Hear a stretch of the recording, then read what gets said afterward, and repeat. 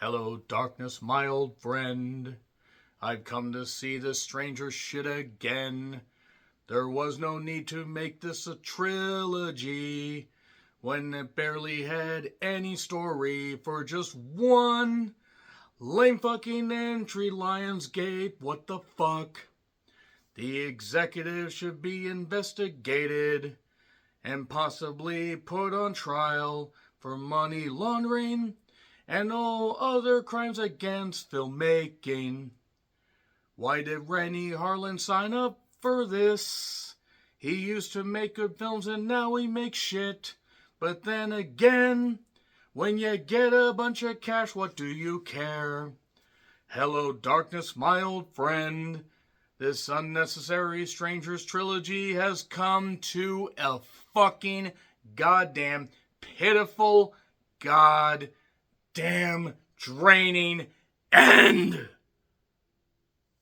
The Strangers Chapter 3 is the conclusion of the painfully unnecessary, painfully drawn out, and excruciatingly dull trilogy that Lionsgate executives thought was a good idea. No, it wasn't.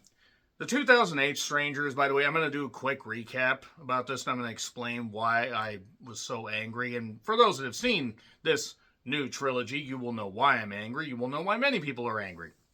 The first Strangers was a modest hit. Liv Tyler, Scott Speedman, and three people that showed up asking asking the simple question, is Tamara home? Is Tamara here? No. And there you are. Boom, they're being pursued. There was some, a bit of good suspense. Upon rewatching it, there were a lot of stupid decisions, and I didn't like The Strangers nearly as much as I did the first couple times. But whatever. The Strangers Pray at Night came out 10 years later. To be perfectly honest, I actually forgot that was the one that was the surviving girl. I forgot she was in Are You Afraid of the Dark? Or Don't Be Afraid of the Dark. Are You Afraid of the Dark was a Nickelodeon show. Whatever. The whole point is Pray at Night did have the cool part in, the pool, and had a couple scenes that I didn't mind, but just there were a lot of stupid decisions, and I didn't really find The Strangers all that scary. I really didn't. And the more we found out about them, even though it was only little nuggets of information, they were made to look a lot stupider against people that were pretty ineffective, in all honesty, that probably wouldn't have gotten out of bed on their own without snapping both goddamn legs, like they were Carrie Strug or Carrie Von Erich riding the back of a motorcycle and running into the goddamn back of a parked police car. So then Lionsgate executives said, hey, we're going to film these three movies back to back to back. We're going to release them in the same calendar year, and that's it. So I saw the first Strangers Chapter 1, in May of 2024. And I remember this day vividly because I saw the TV Glow, which was terrific. I saw Strangers Chapter 1 and had to stop off at another theater because, unfortunately, there was a bit of a situation to shut down the main highway, I-5 here. Those that know, you know what I'm talking about. To the point where people were trying to reroute and we couldn't. We simply couldn't because when that main highway shut down, it shuts down the whole goddamn area. They could have simply not shut that down for the reason, but I digress. I watched Stranger Chapter 1, then I watched If, Imaginary Friend, and then still had to struggle through the traffic because it was bullshit. So I wasn't exactly in tune with what the Strangers trilogy was going to bring, but Strangers Chapter 2 was not released the same calendar year. It was released last year. And it was not well received at all. But that's okay, because I love Terrifier 3 after hating Terrifier 2 and finding Terrifier 1 decent for Jenna Cannell and the split-legged, death scene. But Terrifier 3 was pretty good, and Terrifier 4 is nowhere near happening. The whole point is that I was thinking there's a chance this could actually be good. A chance it could be adequate. Well, guess what it wasn't? It wasn't fucking adequate. And I'm going to explain why none of this trilogy should have ever happened. There is arguably one adequate movie among the three. And I don't care who this Madeleine Petsch is. I don't care if she's nice. I don't care if she's sweet. I don't care if she's been good in other projects. If this is an example of her acting ability, good material or not, then she never needs to be allowed to ever lead a franchise again. Because as a final girl, she is one of the worst. Or at least, final girl, whatever. I mean, then again, I don't really care about spoiling any of this goddamn stuff. But as somebody that is the main focus of this whole thing, besides the strangers, she's awful in this. And so is everybody else in this. And the more they explain about the backstory of these particular strangers and why this stuff's happening, I'm left with more questions that I don't want answers to, because I don't think that they thought any of this through. There's still so many things that are left up in the air by the end of this one, and don't you dare think about doing a Chapter 4 follow-up. So, yeah, basically after Chapter 1, where Maya's boyfriend, I believe Ryan, ended up dying and she was running away. Then she was in the hospital at the beginning of Chapter 2. She ended up killing Pinup, who was Shelly, who was a girl that was running a part of the diner that, was the big thing there in Venus, Oregon. And now in this one, after doing that, now, after finding out a backstory about Smiley, Scarecrow, whatever, and Pinup and Dollface, we then find out more about that, because they do too. I'm not even kidding. They do fucking flashbacks in this. We're still doing flashbacks in this stuff to flesh out these characters that nobody fucking cares about. And yeah, I'm mad. And yeah, I'm hitting my goddamn paper. Everybody needs to be investigated. Everybody needs to be investigated for all kinds of crimes against filmmaking for this. And the fact that this may not actually end up being my worst movie of the year list, because, by the way, depending on what order you see these videos in, I watched Whistle, and then I watched this. And I already wasn't very happy after watching Whistle, but it was like, okay, you could literally zone out of 70% of this movie and not miss anything. You also could predict any twists in this goddamn thing. It is 1,000% terrible, with just an ending where I'm like, wow, really? That's how we're ending it? We're ending it? Like, why? It's in theaters right now if you want to check it out. I'm getting the spoilers. 3, 2, 1, spoilers. So, we see Scarecrow and Dollface getting Pinup's body, and also they are going to end up trying to pursue Maya, because Maya ended up killing their comrade.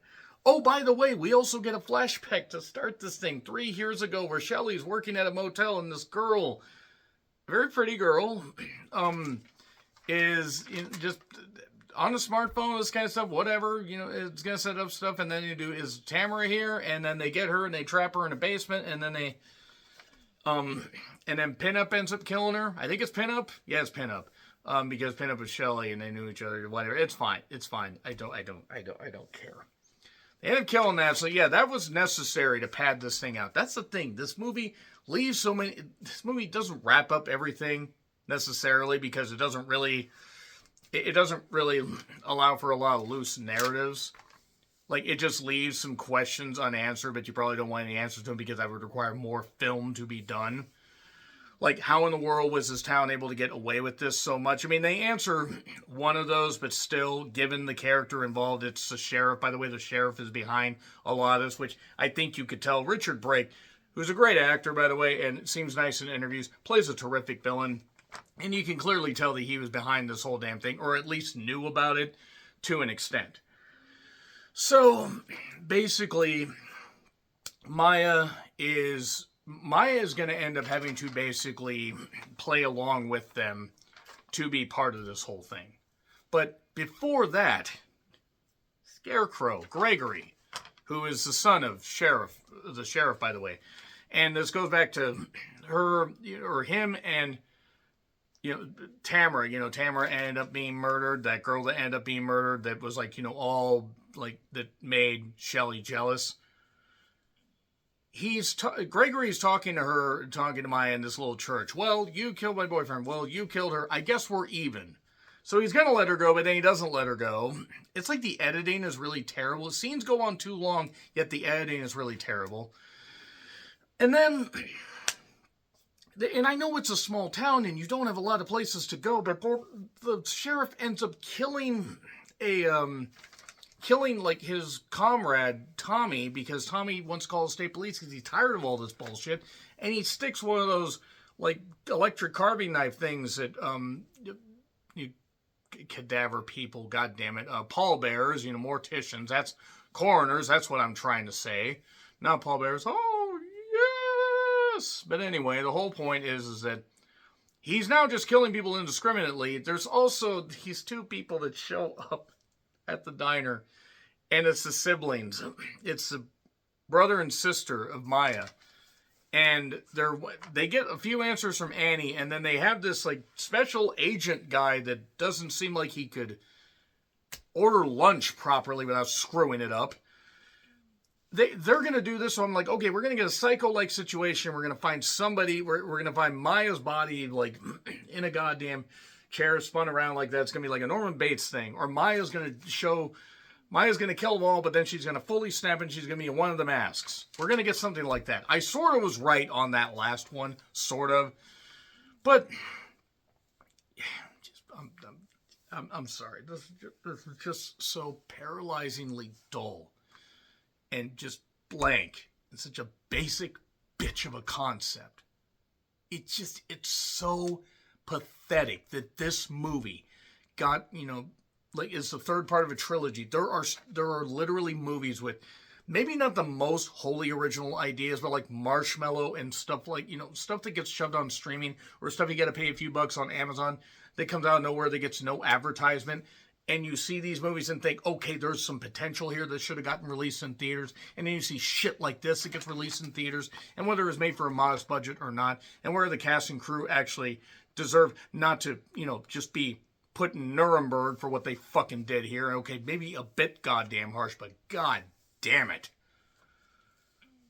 So anyway, we're bouncing around quite a bit in the timeline here because we do get one little thing about the sheriff and Gregory, a.k.a. Scarecrow, played by an adult Gabriel Basso, who ends up basically going on a killing spree.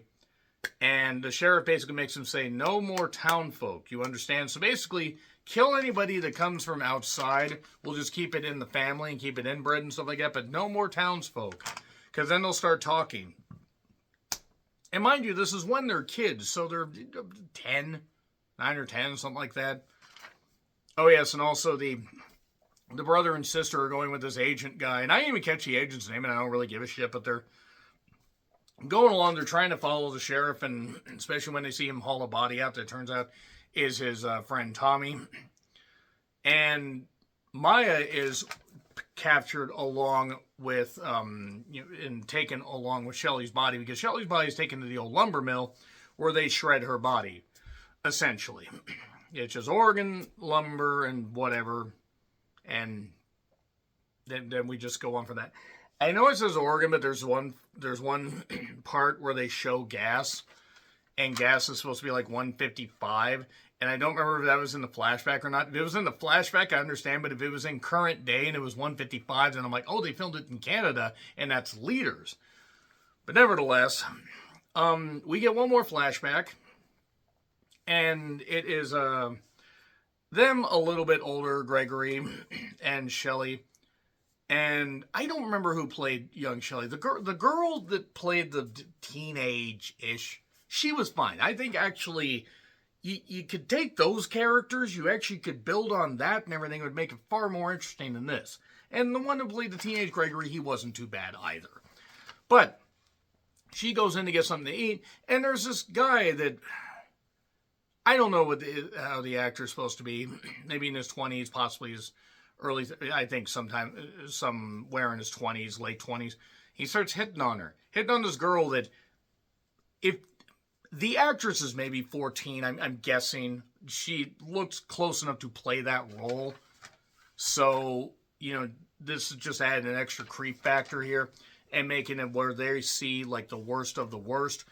And the girlfriend, said you weren't going to do this like anymore.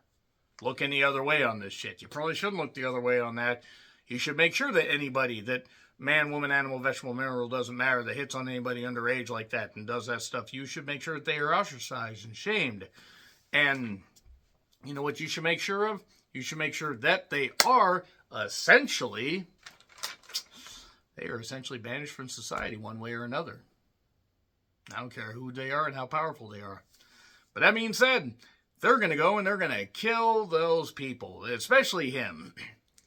Well, they bust into the goddamn hotel room and she killed him. The girlfriend did. And then, Shelly hands, you want some snacks? And yeah, so now we get this, and now Maya must play pinup. And they're going to go doing some pursuing stuff. And they find a couple and they burst in, and essentially, Scarecrow ends up killing her, just like or killing the guy, beating him and everything. Well, Maya snaps and kills Dollface, and now she's killed two of them. And instead of just killing Scarecrow, and I know we got to extend it to the end of the movie, you really don't, because you could have just gone with the sheriff going full scorched earth because his son was killed. But she ends up helping him, or letting him assist her in stabbing and killing this woman. And by the way, the stupidest part of the conversation between Gregory and Maya in the church, do you know why Cain killed Abel? No, I don't. I don't either. Maybe God just wanted to watch. Why? Why are we doing this? Why are we doing any of this? So yeah, now it's these two that are going on a seeming murder rampage. And Maya is tied up because, Maya can't be trusted. She's killed that one, and Scarecrow's like, you could do this. She could have easily killed you instead of doing that, but it's fine. It's fine. They're in that beat-up truck. The sheriff is at the old sawmill. The agent takes the brother and sister nearby to this RV that seemingly is abandoned and hands him a gun and says, here, you go in here. I cleared this out, and don't open the door for anybody but me. What kind of special agent is this? Why doesn't he have backup? Why is any of this occurring? So yes, and basically he ends up going to the sawmill. He ends up getting shot a whole bunch because the sheriff got the drop on him because the sheriff knows the goddamn place. Oh, and then suddenly, while Maya is, her hands are tied. I don't think her feet are tied with rope, and I think she could have done something about this. But anyway, Scarecrow just knocks down, bursts through, like, some windows of the goddamn RV.